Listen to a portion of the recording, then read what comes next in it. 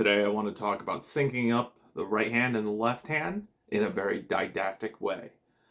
One of the easiest ways to start doing this is to start with the idea that there are only really two types of subdivisions, those in 2 and those in 3. And since picking is a binary motion, we either go down or up, we basically want to practice sort of both of these, one accenting the same stroke, one accenting an alternating stroke. All right, now one of the sort of, it's almost paradoxical, sort of easiest but actually sort of a little bit more complicated ways to do this is actually only with 2 fingers on a string, right? So I'm just going to play on one string right now. You could literally do this anywhere, choose any set of fingers, right? But I'm going to use 1 and 3 for right now, okay? So let's say, I'll go over here, 7 and 9, D and E, okay? So the idea first is I want to do a simple division, and I'm going to start with a downstroke with the index finger, okay? So, and then an upstroke with the third finger, right? So it's like I'm going down, up, right? Just picking each one. Okay, get that first. Right now, let's give it a little bit of rhythm, like its actual 16th, which is sort of the second level of what's called a simple subdivision. So I have 1 E and a 2 E and a.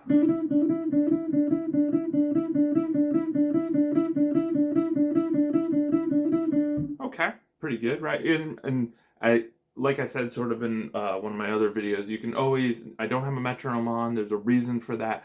You always want to prioritize accuracy above everything else. So if you ever just get a little bit off or it starts to feel a little uncomfortable, just pull the tempo back a little bit and just keep that accuracy and keep everything very sort of in the conscious mind. Okay, so now let's do the same thing, but let's start with the upstroke. So this trains the upstroke accent. So 1 E and 2 E and go a little slow. 1 E and 2 E and there we go.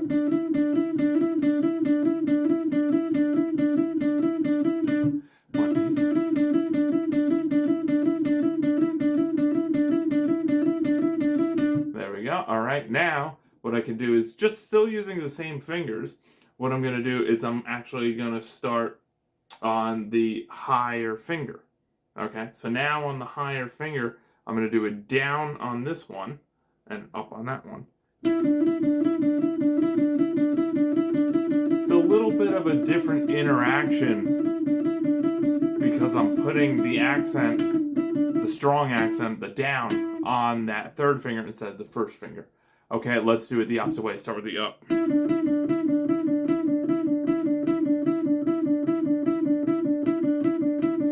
Okay, there you go. So that's sort of everything that covers the simple division. Let's do the compound division, which is the things like triplets and sextuplets. All right, so this is where we're doing groups of 3. All right, so I'm going to start with, again, the D first and then the E. But the idea is I'm going to be going down, up, down, up, down, up, down, up, down, up. So what you're hearing is you're hearing an alternating of the low note starting is the first accented note. And then on the next round, the high note is the next accented note. All right, so I get to go down.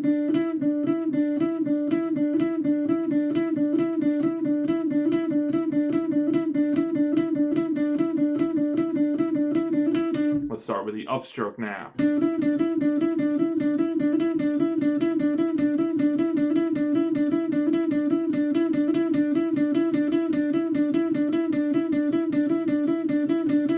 Very important to keep maintaining the accent so to make sure every 3 hits you're hitting that one stroke a little harder. I'll do that one again a little bit, sort of talk my way through that. Let's say up, I'll go like that. Up, up, down, I'll go like that. Up, down, up, down, up, down, up, down, up, down, up, down, up, down, up, down. There you go. See, a little bit of a brain bender because you're really thinking about what stroke you're on and also which finger's playing. We're only playing 2 notes, right? Now let's actually switch the order, right? So we'll start with the high note now into the low note.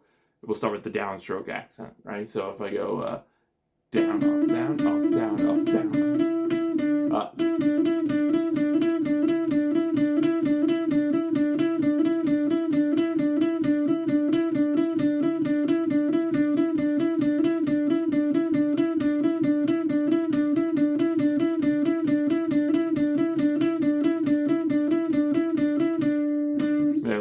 right? So that the down pretty clear, easy to put that on each of the two notes, right? Now let's do the upstroke starting with the high note.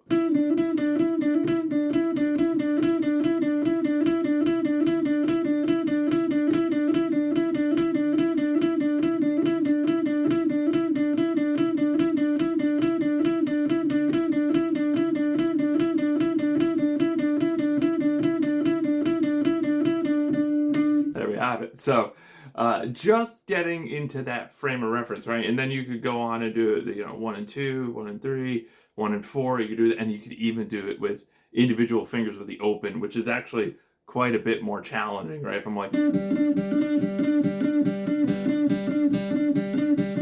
it actually makes for like a cool like piece of music,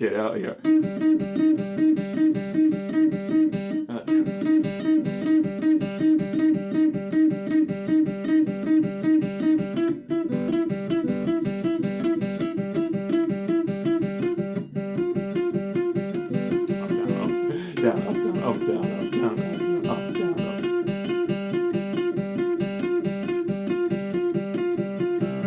See, what happens is, at least for me, the experience is, it's always a little bit, it starts to get a little confusing, like whether I'm listening for like when I'm doing with the open like that, if the note itself is actually the thing that I want to align with the picking, or like the fretted note, the higher note, because now when I'm doing it here, I've got a much larger interval range, right? I'm doing a minimum of a perfect fifth from the open string. So an open G to a D is a perfect fifth. You can think about it as two notes, 5 letters away that are 7 half steps in gap. That's why it's 0 to 7. Okay.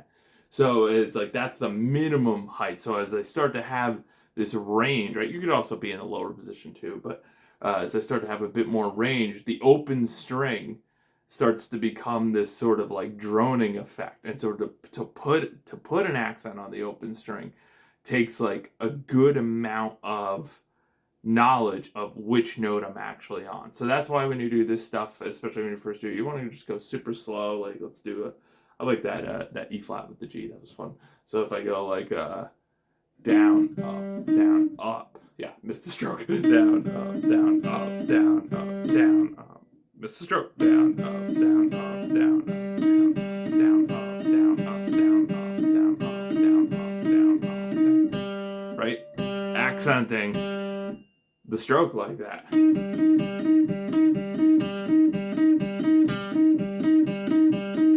Right? The whole idea is that you're really just sort of capturing any note you want, whether it's an open of any subdivision, of any accent pattern, and you're always able to sort of know where you are within the pattern and grab the note, and you showcase that through an accent at any given point. So you do this and you'll have really, I just spent 8 minutes or so doing it.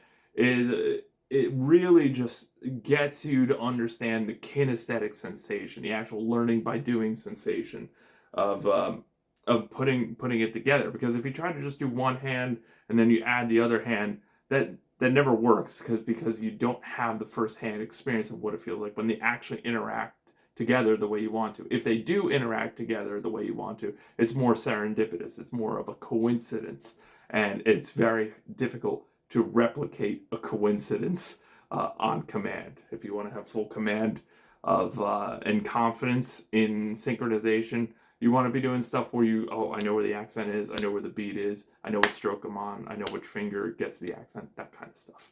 So hopefully this delivers some of the kind of insight that you're looking for if you're looking to improve your synchronization, especially in a very efficient way in a short amount of time. If you want my help with your progress, and you want my help designing your progress and getting it the fastest way possible, please send me a message over Messenger. Let me know the specific problem that you want my help with. Thank you.